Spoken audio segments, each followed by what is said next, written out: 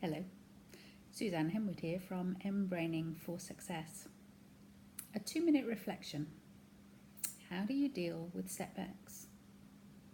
I was on an international call this week with Mexico and Canada, United States and New Zealand.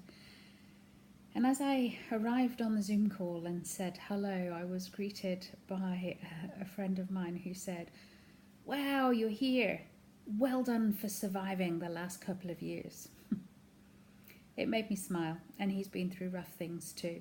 So he knew what some of the stuff I'd faced, and he understood in a deep way. So we laughed and we smiled. But actually it's a serious question, isn't it? Because none of us plan setbacks. Some of you will know I had a major house fire and we lost pretty much everything. That's a major setback. You might also know I had a serious eye infection and nearly lost my sight in both eyes. And 2 years on, I've just heard yesterday that infection is back again in both eyes and I'm being referred back to the hospital. Not on my plan, not what I wanted to be facing. But does it rock me? No. And it made me wonder why and how. What have I done? What have I learned? That means that when those setbacks come, I have enough in reserve to draw on that I can carry on and know that I'll get through it. And of course that's all about resilience, isn't it? And we hear resilience, it's a very trendy, sexy word at the moment in workplaces and in life generally. But what is it? It's not really just about bouncing back up when you have a setback. It's about all the work you do before the setback. It's about recharging yourself in such a way that when something happens, you have that reserve to draw on. Resilience skills don't work just in the moment. I can't prepare you for resilience 5 minutes ahead of something about to go wrong. Resilience then is something we practice on a daily basis. It's a set of skills that we build up. And there are all sorts of tools that I'm sure you'll be familiar with. But I just wonder whether you practice them. You know about embraining balanced breathing, but do you do it every day? You know about gratitude practices, but do you keep one? In my workshops, I often talk about this like a paracetamol for a headache. It only works if you take it out of the pill box and actually swallow it. Knowing it's there is not always enough. We won't go into the science of the placebo effect. I know that you can just think something might work and that be enough.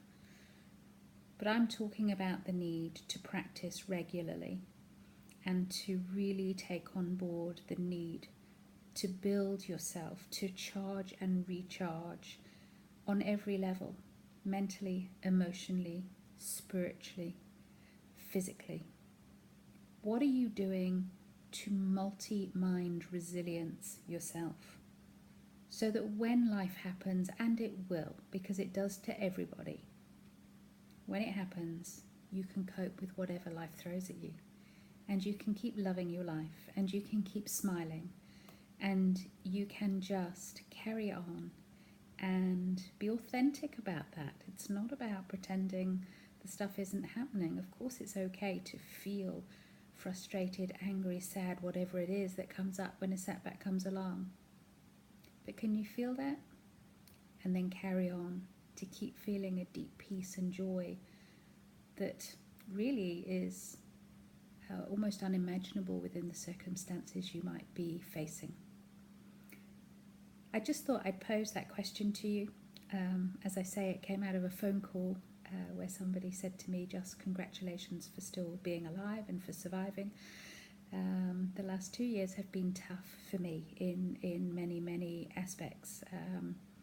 I've had a series of significant events, and I'm still smiling and I'm still loving life, and that's because I have built up that resilience using a range of techniques, including mindfulness.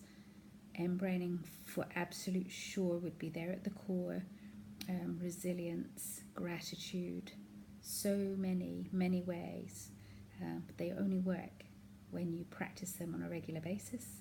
You have a mindset that that's what you're about, and you do it when you don't need it. When life's going really well is the time to be building your resilient skills.